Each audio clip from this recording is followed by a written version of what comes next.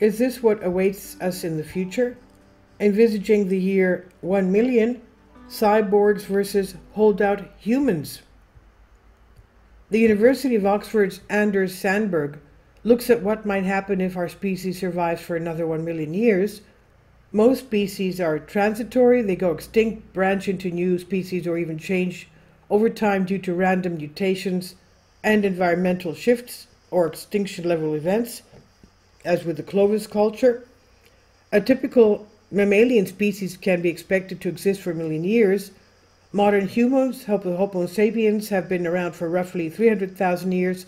So what will happen if we make it to a million years?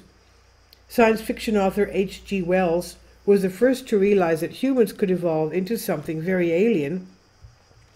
In his 1883 essay, Man in the Year 1 Million, he envisioned what's now become a cliché: big-brained, tiny-bodied creatures, and later he speculated that humans could also split into two or more new species. While Wells' evolutionary models have not stood the test of time, the three basic options he considers still hold true. We could go extinct, turn into several species, or even change. The added ingredient is that we have biotechnology that could greatly increase the probability of each of these. Foreseeable future technologies such as human enhanced, making ourselves smarter, stronger, in other ways better, using drugs, microchips, genetics, or other technology. Brain emulation, uploading our brains to computers, or artificial intelligence, AI, may produce technological forms of new species not seen in biology. Software intelligence and AI.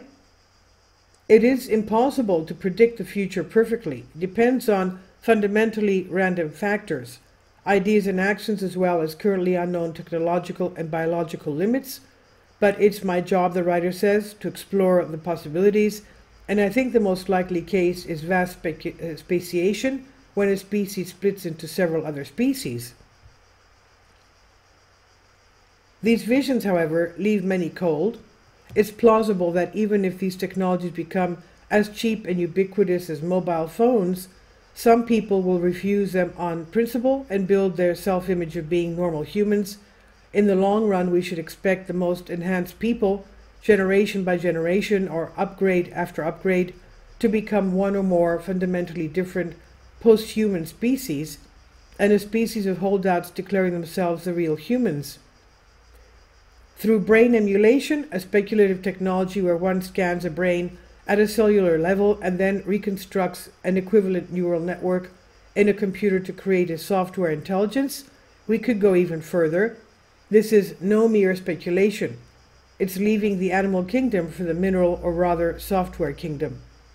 There are many reasons some might want to do this, such as boosting chances of immortality by creating copies and backups, or easy travel by internet or radio in space. Software intelligence has other advantages too. It can be very resource efficient.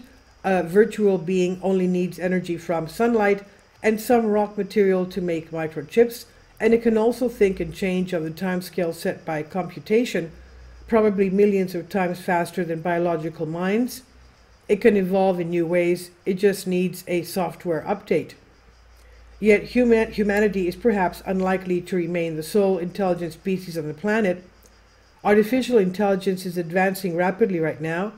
While there are profound uncertainties and disagreements about when or if it becomes conscious, artificial general intelligence, meaning it can understand or learn any intellectual problems like a human rather than specializing on niche tasks, will arrive.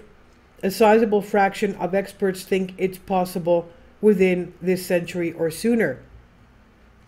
If it can happen, it probably will.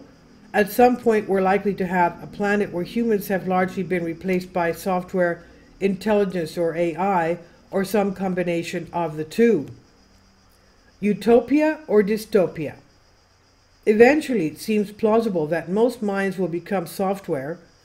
Research suggests that computers will soon become much more energy efficient than they are now. Software minds also won't need to eat or drink, which are inefficient ways of obtaining energy. and they can save power by running slower parts of the day.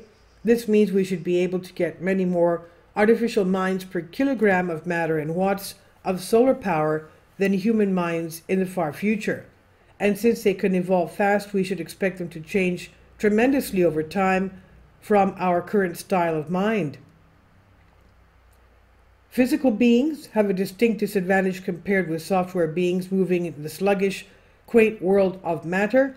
Still, they are self-contained, unlike the fitting software that will evaporate if their data center is ever disrupted. Yeah, if the energy goes out, they go out too. That's the end of them.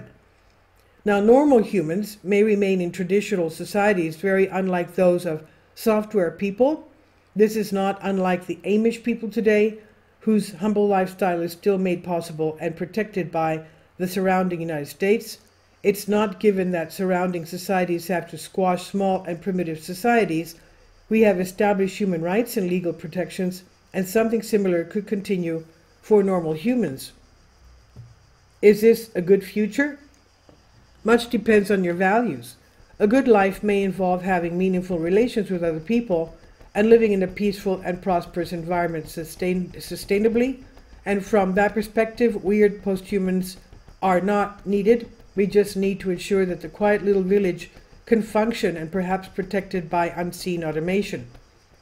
Some may value the human project, quote unquote, an unbroken chain from our Paleolithic ancestors to our future selves, but be open to progress. They would probably regard software people and AI as going too far, but be fine with humans evolving into strange new forms. Others would argue what matters is freedom of self-expression and following your life goals. They may think we should explore the post-human world widely and see what it has to offer.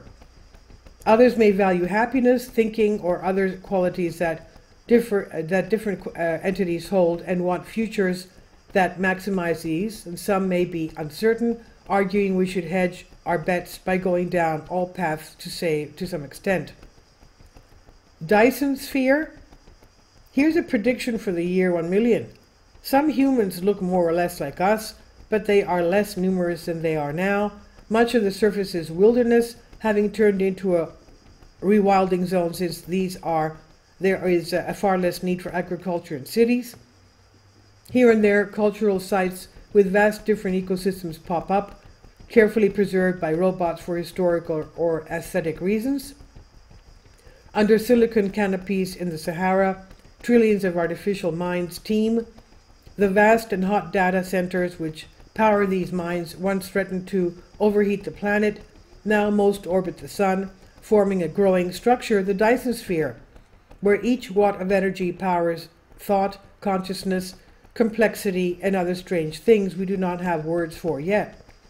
If biological humans go extinct, the most likely reason, apart from the obvious and immediate threats right now, is a lack of respect, tolerance, and binding contracts with other post-human species, maybe a reason for us to start treating our own minorities better.